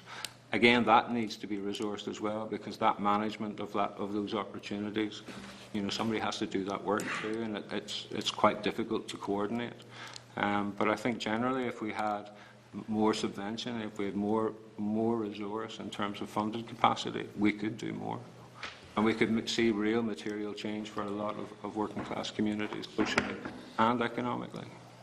But also, in support of that, Chair, Mr. Irwin, I think there's an issue around the new councils and RPA, and I think a concern we would have going forward, we're in a period of transition in the councils, that community arts and community development generally don't sort of fall way down the agenda, and I think it's important the new councils, through yourself and through DCAL, are encouraged to make sure that community arts are kept high on the agenda and are adequately funded. Yeah. Another way, try and get other streams of funding and actually exist. I think so, because I think, if I may, Chair, that would go to the point about collaboration. I think Mr. McSorley referred to Urian Mourne. If there are resources, if there are venues in Urian Mourne or Ballymena or other areas that people want to use, part of the difficulty for a lot of the venues is that local councils and new local councils are saying, that's all we've got. We can't afford to support you any more than we are, or subvent you. So there is that local collaboration at the local council level. I think it's going to be very important. Okay. Can I also ask what your thoughts are on the Community Festival Fund and how effective that's been? We'd be very supportive. Absolutely. Indeed, the Community Arts Partnership has just got some money from the Community Festivals Fund to develop a programme in North Belfast. There are some difficulties around some of the processes. I know that some of the eligibility criteria of Community Festivals Fund can in fact preclude some process as well, and I was very heartened to hear what the Minister said about looking at the heart of that and perhaps seeing if there were ways to be maybe less restrictive around some of that. But no, I think it's to be welcomed, and it's another boon to the capacity, to the limited capacity that a lot of organisations and areas have. But I think that, like anything else, it has to be developed and has to be supported well. I think there are opportunities to perhaps target some of the groups that perhaps don't have the capacity to make application, to see if there are other ways that we can encourage participation through an instrument like that. Could there not also be the concern that the capacity may be lost it becomes very professional. Yes, I think that I think Chair recognises the broad church, and I think there are a number of smaller organisations that are involved in community festivals and local community festivals need support, as well as what we'd probably term as very large organisations. And I think it's recognising the capacity and support they would need, so that we don't end up with a 2 or 3 tier system, that the smaller and local festivals are being left behind. Conor? Yeah, and we would be supporting lots of smaller organisations to make application. It's not necessarily that we're making application on their behalf, but we're encouraging that capacity, so we would do a lot of hand-holding through a lot of process. Indeed, that's one of the key roles that we would have. We would get maybe, I'm trying to think of what the actual breakdown would be, but it's thousands of inquiries annually around how around helping with funding applications, or looking for funding, or signposting towards new opportunities to develop just small, like rather low-key events. We're not talking about huge amounts of money at all, but enough to make significant difference. Thank you. Mr. Bradley. Thank you. Morning. Thank you. It still is morning, yes. Is the Arts Council conning us and telling us that they're spending 80% of their budget in deprived areas? I mean, I obviously wouldn't use that term, but I think there's a concern that if you judge where your funding's going simply on postcodes, it's inevitable that there will be a sense of, well, we're doing very well here. We would take a view that perhaps we need to look a bit deeper as to where the money's going, and is it going, we describe, into communities directly? I have to hold my hand up here, and I am a member of the Arts Council Board. I'm the most recent appointee, although I gather that there is a new ministerial appointment maybe coming onto the Arts Council Board. Declaring an interest? So I'm declaring an interest there, and saying that I couldn't possibly say that the Arts Council were conning anybody. As part of the oversight structure there, I would know that that isn't the case. Your paper nearly says that. Yeah, well, I think that there are other ways to describe. There are ways to describe where the money is going that perhaps reflect participation rather than receipt of money. And I think that's crucial when we're talking about the context of working class communities. So are you saying that the big venues are eating up the biggest slice of the cake and there's only crumbs left for the rest? Well, I'm not saying that either. I'm saying that the big venues are located within areas that also have populations with very high multiple deprivation, poverty and socioeconomic challenge. And I think that is just the situation. That is just because of the geography. It is just because of the postcode. So I'm not saying that there is necessarily being disingenuous in any way, but that is where the location of some of the big recipients of our funding actually are situated. Okay. So the Arts Council is calling us. Okay. But anyway, we'll move on. Tell me, what can you do for an arts group in my constituency who go to you? Well, we work with quite a few groups in your constituency, and indeed schools in your constituency. What we can do is we can assess where they are in terms of the work that they may have done in the past, opportunities that present. We go through quite a detailed consultation process with groups that come to us in order to understand and identify just what their needs are, or what their creative opportunities are. If we can't program a piece of work, whether that we've reached our funded capacity, we will definitely help them, first of all, with Community Arts Weekly, which is the most read digest of community-related arts information that there is. It goes out to 3,000 people on a Tuesday evening. We can reflect the work that they maybe are doing. We can help them recruit artists. We have an artist database called the Captabase, where they can register, they can look for artists that can develop their processes. Let's say I said to New Point players in Newry, get in contact with you. What could you do for them? I can do a variety of things. It depends what they want to do, but I can talk to them about maybe I can help them maybe develop some application that they're looking to do. I could help them maybe think of devising a process with local schools or other local communities.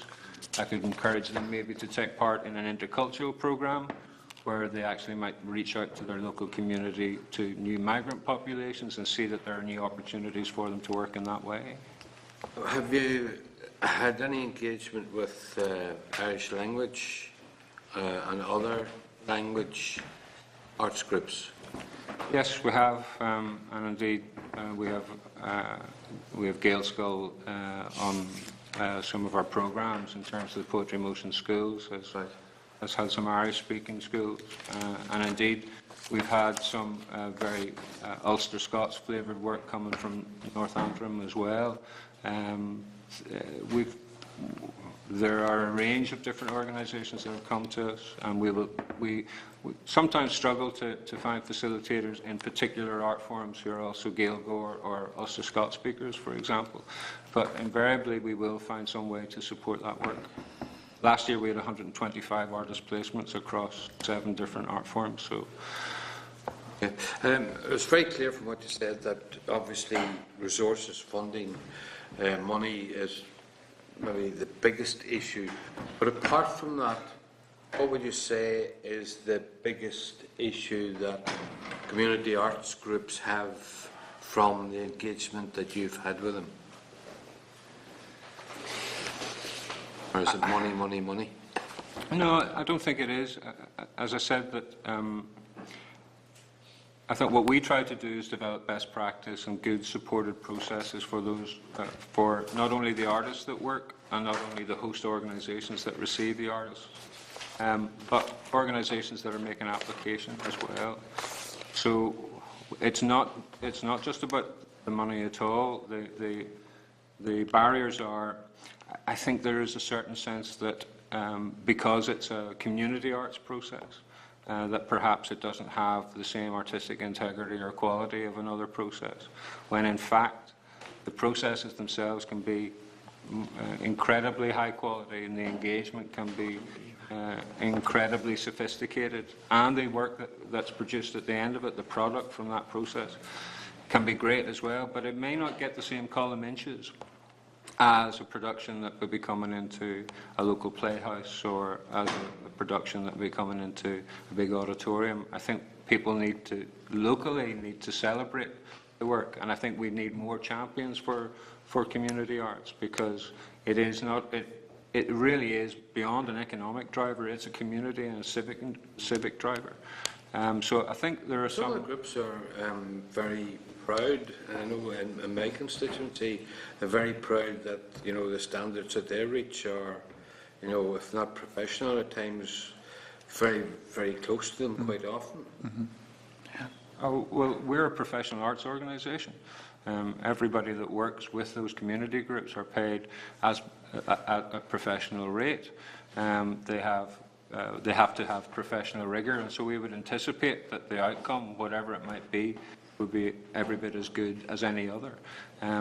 We've produced pieces of public art. Indeed, there's a piece to go into Botanic Gardens in the very near future, opposite Kelvin, right at the front gate of Botanic, which is being produced by community groups, and will sit there for hopefully maybe decades, centuries, who knows. And the quality of the piece is absolute. We have other pieces of public sculpture that are beautiful, but also signifiers of the communities coming together to develop something together as well. So I think this is the great impact of community arts, where you can have this intrinsic power of something really artistic, really beautiful, really colourful, really, really creative, but also then have this additional impact where you've brought communities together, or you've worked with people who have never had an opportunity to work in creative arts before, or people with low educational attainment or mental or physical disability. Can I just ask you what the name of the magazine you mentioned? It's the Community Arts Weekly. It's an e-newsletter. And can we get that sent out to us? Yes, absolutely. It's a free subscription, front page of our website. You just have to hit the big button, and it's free of charge. Every Tuesday evening, it'll arrive into your inbox. Okay. And indeed, this Thursday, today, the cash goes out, which is a monthly funding news. Right. Which gives, it's tailored for community organisations, so that they can see actually what's on offer right across, not only in the north, but beyond as well. Because, of course, there are some linkages that we have in cross-border initiatives, and there are some linkages that we would have with Scotland and Wales. So we try to bring them all together to give the greatest opportunity. Well, thanks very much. Thank you. Right. Can I thank you both for coming this morning, for your very detailed paper and for your presentation. Members have found it very useful. And if there's anything further as we move through the inquiry, I hope that you'd be willing then to communicate back with us.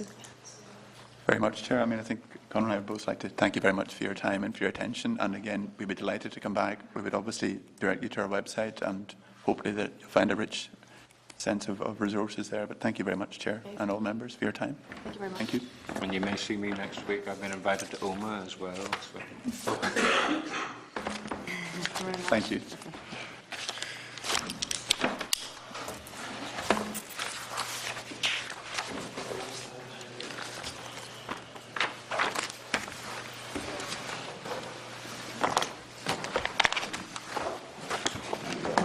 We have lost quorum, and the next section requires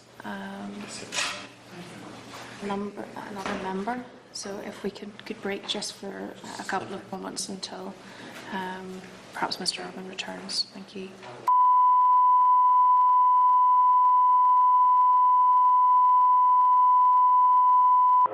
This is the Northern Ireland Assembly Committee Room 21. This is the Northern Ireland Assembly Committee Room 21.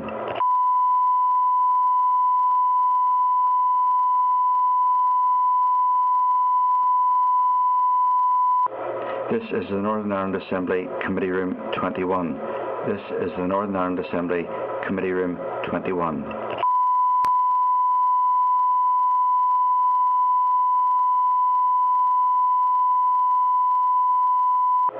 This is the Northern Ireland Assembly Committee Room 21. This is the Northern Ireland Assembly Committee Room 21.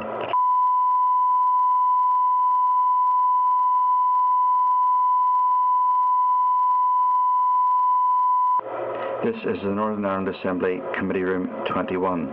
This is the Northern Ireland Assembly Committee Room 21.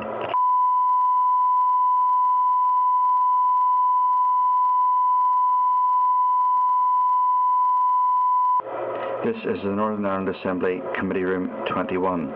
This is the Northern Ireland Assembly Committee Room 21.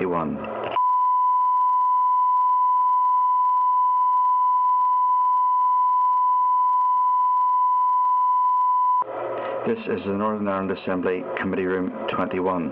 This is the Northern Ireland Assembly Committee Room 21.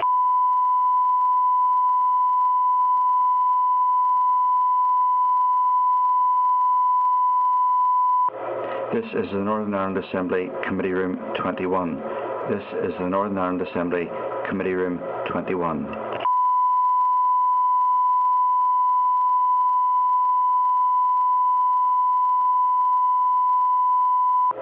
This is the Northern Ireland Assembly Committee Room 21. This is the Northern Ireland Assembly Committee Room 21.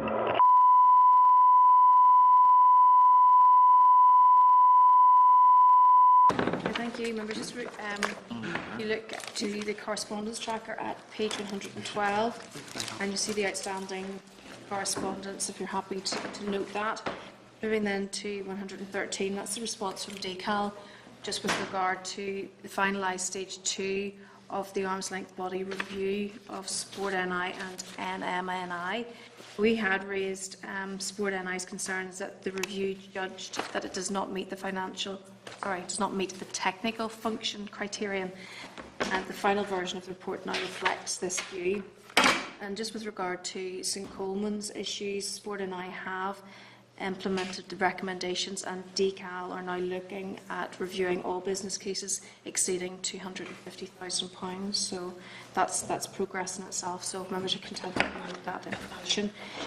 Moving then to page 120, and this is a response to our letter from November 2013 from the Minister regarding the development of the Performing Arts Centre in Bangor.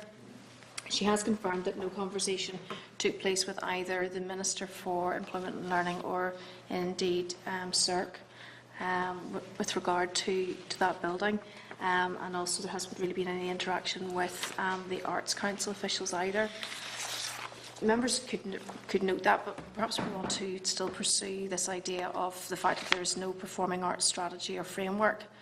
And again, I'll take counsel from members if you're content that we pursue that. Yeah. I think this is something which we need to look at, and there needs to be a joint process between both DCAL and DEL in order for it to mean anything. Otherwise, it will just be an exercise which doesn't lead to anything really substantial for our students. So if members are content that we do that. Next is a response from DCAL at page 123 regarding press articles on the possible subsidence at PRONI offices. Ms McCorley would be happy to know that, maybe not so happy to know that it wasn't an April Fool's joke, but the department have confirmed that a structural engineer has discovered that the cracked glass in windows was due to nickel sulfide inclusions, which are impurities in the glass at the manufacturing stage. And the findings from the architects and structural engineers have been enclosed and provide no evidence of subsidence.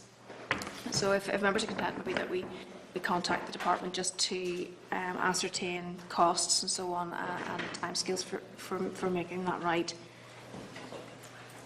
And obviously, if there's any issues around warranty and so on, or if is there going to be any sort of real cost to the department on that, if you're happy enough. Refer you also to a copy from the Minister's correspondence to Cycling Ireland regarding the committee's velodrome report. She has stated that the first stage of considering a project like this is to hold a feasibility study, and at this stage the department is considering doing this. There are table papers from Martin Irvine, Wendy Huvenhagel and James Brown just regarding the need for a velodrome. Obviously these are well-known local cycling champions, and they see that there is an interest in cycling and so on in Northern Ireland, and wish for this to be developed. So are members content that we forward the letters to the Minister and just ask her to clarify issues around the feasibility study? Because again, at question time earlier this week she did make comment, but there was some sort of confusion as to where it actually sat. So if we could maybe just seek further information around that, and the development perhaps of a business case. Members, any other comments on that? Obviously we're moving into the Giro d'Italia, and we'll obviously see a further increase perhaps in participation. And of course then we'll see those who will come and show us how it's really done. Refer to page 130 from the Minister of Social Development just regarding potential funding of sport in the community programme beyond 2015. Members will be aware that we did have a presentation from GAA, IFA and Ulster Rugby. They're receiving money from DCAL and from DSD, and obviously this is making an incredible difference to participation across all three sports, and obviously targeting areas of deprivation as well. If members are content that we forward this correspondence to those organisations, because obviously it's asking them to make a case to DSD for further funding, and also that we forward this to the Minister for Culture, Arts and Leisure to open up conversations with the Social Development Minister. Any other thoughts on that? No? Conscious that I'm doing all the talking? Yeah. That's, Okay. that's not unusual. You're doing well. Keep going. Okay. Refer you to letter at page 133 from Ulster GAA just regarding their programmes and information on their community leadership programme. And obviously this follows on again from previous comments, so if members are content perhaps to note that. Moving then to page 135, and it's a committee office memo, and just before the Easter recess, we had a presentation from Megan and Dan regarding women in sport, and we'd asked them to go and to consider perhaps other areas which we may want to investigate and explore. So perhaps Peter would like to speak to that. Chair, yeah, as you have said to members, starting at page 135, there's a memo from our bursary student, Megan, who worked in tandem with our researcher, Dr. Hull, to produce the original paper. It's suggesting certain next steps that members may want to consider, which include bringing Sport NI up to brief the committee on issues around women's participation in sport, their representation in legal roles, or leadership roles, which we've already written to Sport NI about. Explore provision of informal sports. This was an issue that the paper looked at that members had a lot of interest in, where there was a lot of women participating informally in sport that isn't necessarily captured in statistics. And there was possibly some interest around looking at further exploring of that. Also, looking at possibly asking Sport NI whether or not they've undertaken any research looking at social and health, particularly mental health benefits around exercise and physical activity in sport. There is existing research out there, but it's whether or not Sport NI has done anything locally about that, something else that members may want to consider doing as well. And also to go directly to the Department for Health to see what they do in terms of utilising the benefits of sport for people's well-being and so on too.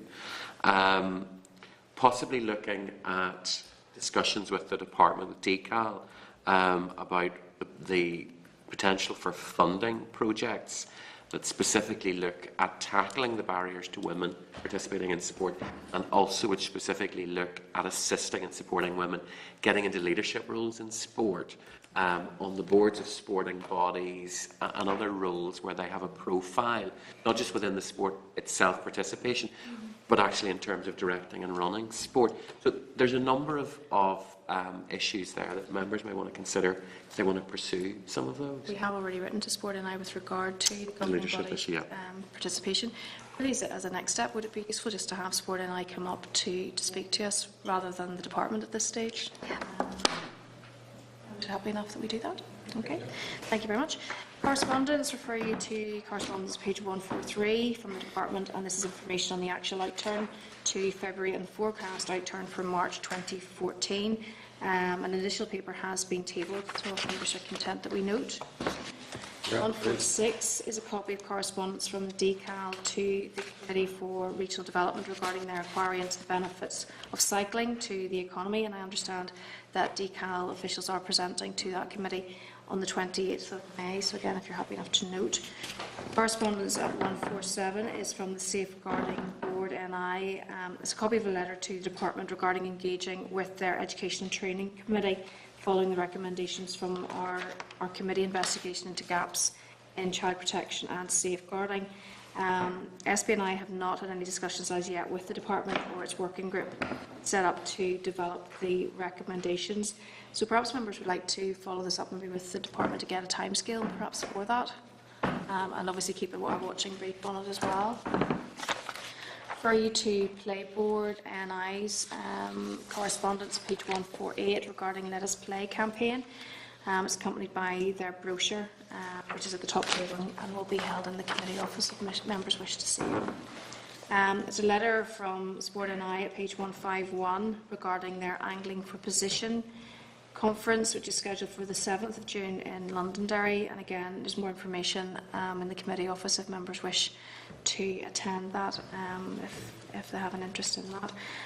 There are also press articles at page 152 regarding the recent fish kill in Dungannon. This is really just for members' awareness. Again, if you want to note that. 155, there is the investing activity report. DCAL has 24 projects within the £158,000 to £223,000 band. Again, this is for information if members are content to note. Moving to Chair's business, there's an invitation tracker at 160 providing an update on invitations to date The Speaker has invited everyone to attend opera in the hall as part of the Giro d'Italia Festival, and the event is at 7:30 on the 7th of May, and tickets are on a first-come, first-served basis.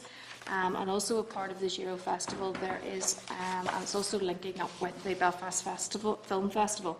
They're showing the Audrey Hepburn film Roman Holiday in the Great Hall on the 8th of May at 8 p.m. And again, tickets are available from the Belfast Film Festival website. Are they available here as well? Or No, through the That's festival only. website. Okay. Craft Design Collective have invited us to their May 2014 exhibition called Cluster. This is on for the whole month of May, and it's in the Spacecraft shop, which we visited after our committee Opera House meeting. So we were there for Creativity Month in March. So again, if members wish to go there, they're very welcome. NMNI have invited us to an event to mark the 50th anniversary of the Folk Museum. This is being held on May Day. So again, if members are interested in going, if you can speak to Jonathan. Okay. The committee office has received the report of the Deputy Keeper of the Records 2012-13 and the annual report and accounts for Libraries NLI. Both documents are in the committee office should members wish to see them. And if you wish to have a look at those, is there any comments that perhaps we need to make on that? Chair, there is a qualification on the library's NI accounts. Now, it's a historical issue, if you like, simply around valuation of assets. So it's not anything that members need to be concerned about. There is a new valuation in process, so what we're hoping is that we'll get new figures through in the near future, but that's what the qualification is about. So members are content. Okay. Really sort of thinking forward with regards to some of the work which we've done in the past around the BBC, and obviously there's discussions around the new charter as well. I suppose putting it out to members whether or not you would see value in perhaps us asking the Director General and the Chair of the BBC perhaps to come to Stormont and to have a stakeholder event perhaps in the Great Hall in around autumn. It's something which is, rather than having a formal committee meeting, but it might be something which might be useful for to engage and to share with us what the vision is for the BBC moving forward, and perhaps for us then to give some feedback on our position as well, but maybe in an informal way. But extend that invitation, because certainly there have been discussions with the Welsh Assembly and Scottish Assembly. So would members be content perhaps that we look to do something like that and send that invitation out? Okay. Sure. Okay.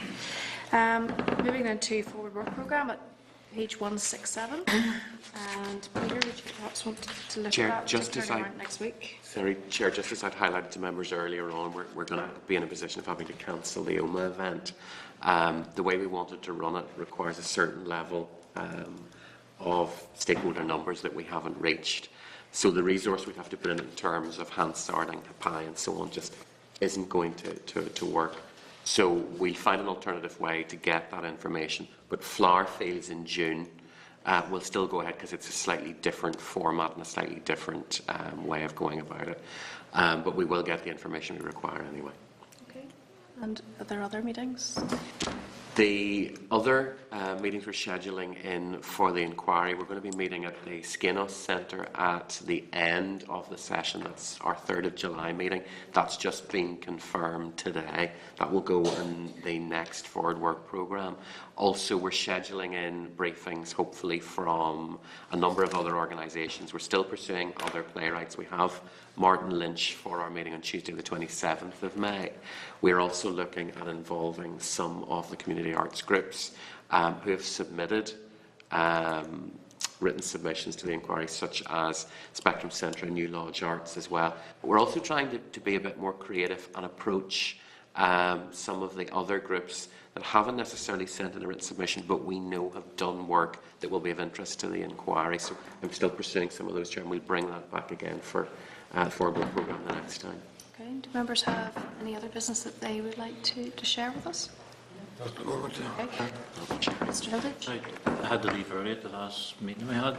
Had we done anything in relation, follow up the visit, or discuss the visit to Strangford? That is currently something we're pursuing with the department. We're hoping to have some further discussion informally with officials around that, just to try and put together feasibilities, issues that arise, and so on. But we will still be pursuing that. Thank you.